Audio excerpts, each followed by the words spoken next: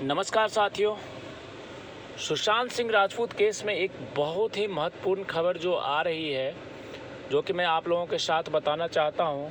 और ये ऐसी खबर है जिससे कि इस केस को एक बहुत ही झटका लग सकता है, क्योंकि जिस पे विश्वास किया गया और जिन लोगों ने वादा किया था कि हम इस केस में साथ देंगे और इस केस के बारे में सब कुछ बताएंगे, आज वही लोग अपने बातों से मुकर रहे हैं। ये एक ऐसी खबर अचानक बीच में आई है जिससे कि लग रहा है कि कहीं ना कहीं बहुत बड़ा घालमेल हुआ है इस मामले में। तो आइए मैं वीडियो की शुरुआत करता हूं और आपको जो अपडेट्स है उसके बारे में बताता हूं। सुशांत सिंह राजपूत केस में जब पीछे कुछ समय में बहुत कड़ाई हुई और एनसीबी के छापेमारी में बहुत सारे लोग सरकारी गवाह बनने के लिए तैयार हो गए। इसमें नीरज, केशव जो घरेलू नौकर थे 2, और सुशांत के जो पर्सनल बॉडीगार्ड थे साहिल, सागर, ये लोग उनके सरकारी गवाह इस केस में बनने के लिए तैयार हो गए थे।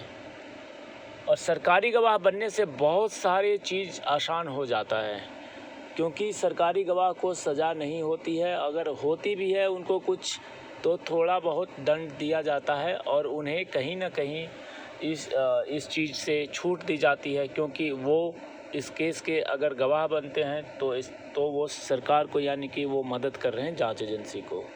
लेकिन अब जो खबर आई है ये बहुत ही बड़ी अजीब विडंबना है कि जो लोग सरकारी गवाह बन रहे हैं, जो इस केस में मदद करना चाह रहे हैं,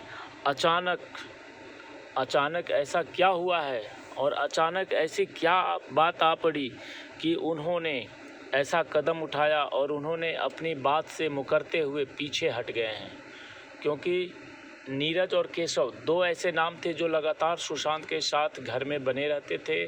नौकर का काम, मतलब कि आप समझ सकते हैं कि हमेशा घर में बने रहना। और जो बॉडीगार्ड सागर, साहिल हैं, वो तो बॉडीगार्ड 24 आवर्स, जब तक इंसान अपने बेडरूम में नहीं चला जाता है तब तक बॉडीगार्ड हमेशा साथ रहते हैं। और ये तीनों लोग सरकारी गवाह बनने के लिए तैयार हो गए थे। परंतु जो मैं बात बताना चाहता हूँ, आइए मैं उसके बारे में बात करता हूँ। ये जो 3 लोग सरकारी गवाह बने थे, उसमें ऐसी सूचना आ रही है कि उसमें 2 लोग मुकर गए हैं और उन्होंने साफ मना कर दिया है कि हम इस केस में कोई भी मदद नहीं कर सकते। हम इस केस में बिल्कुल ही अपना जो उनका रोल है वो वहीं रहेगा।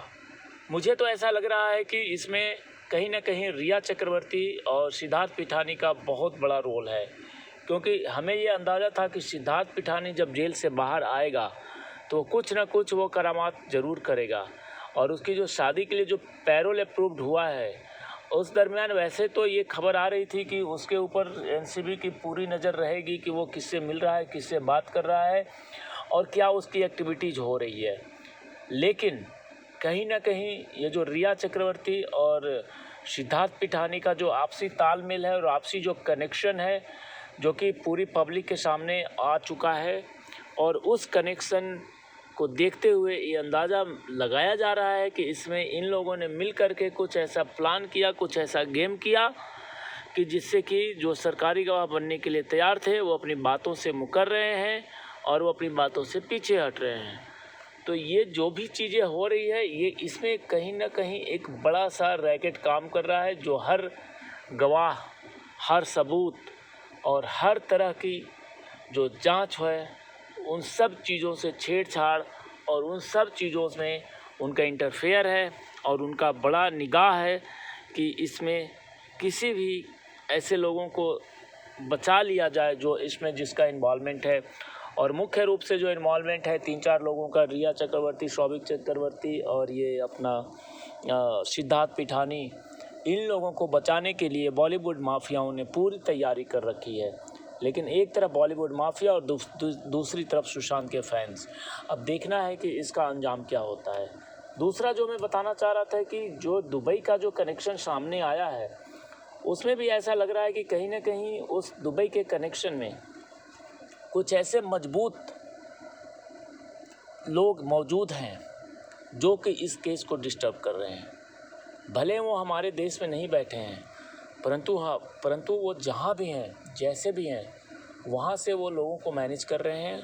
और मैनेज करने का मीन्स ये है कि जो लोग इस केस में आगे आना चाह रहे थे, जो नौकर और ये बॉडीगार्ड, तो इन लोगों के ऊपर उनकी निगाह है। और ये सारा अगर आप पूरे चीज़ को मिला दें तो रिया चक्रवर्ती का रोल अहम हो जाता है, क्योंकि रिया चक्रवर्ती जब से जेल से बाहर आई है उसने सबसे पहले अपने आप को नॉर्मल न्यूट्रल शो करने के लिए, अपने आप को नॉर्मल शो करने के लिए साउथ की फिल्मों में उसने ट्राई किया। और उसके बाद यहाँ जैसे सोशल मीडिया पे वो आई थोड़ा, उसके बाद जो खबर आ रही है कि बिग बॉस में उसकी एंट्री होने जा रही है, तो ये आम जनता को ये दिखाने की कोशिश की गई है कि रिया चक्रवर्ती अब नॉर्मल लाइफ में आ चुकी है। और रिया चक्रवर्ती नॉर्मल लाइफ में आते हुए अपना जो उसका काम है, फिल्म वगैरह या जो भी काम है, उसको अपना नॉर्मल तरीके से कर रही है। परंतु ये सिर्फ दिखाया गया है आम जनता को, परंतु इसके पीछे का जो राज है, इसके पीछे की जो कहानी है वो बिल्कुल अलग है। पीछे की कहानी कहीं वो अपने जो वकील हैं उनके साथ मिल करके, और जो बाहरी तत्व जो इसमें इन्वॉल्व हैं, जिनका माफियागिरी और ड्रग्स सप्लाई और ड्रग्स कंजम्पशन का जो कारोबार है, उन सब के साथ मिल करके इस केस को बदलने की, इस केस को ख़त्म करने की एक पूरी साजिश रची गई है, जिसमें कि सिद्धार्थ पिठानी का भी बहुत बड़ा रोल है। और ये सब लोग मिल करके ये चाहते हैं कि ये केस अब ख़त्म हो जाए और इस केस में ये लोग कोई गिरफ्तार ना हो, किसी के ऊपर आरोप न लगे। और ये इतनी बड़ी प्लानिंग है जिसके बारे में हम सोच भी नहीं सकते हैं, क्योंकि सुशांत सिंह राजपूत एक ऐसे अभिनेता थे जो ज़मीन से जुड़े हुए थे और वो सबके लिए बहुत ही सामान्य थे। और जिस परिवेश से वो आते थे, जिस एक उनका जो अंदाज़ था, उनका जो लाइफ था, वो बिल्कुल ही सिंपल, बिल्कुल हम लोग के जैसा था। तो इस परिवेश को, लड़के को कहीं ना कहीं टॉर्चर करके और इनको बिल्कुल ही ख़त्म करने की जो साजिश रची गई थी, और उस साजिश का खुलासा अब होने वाला है।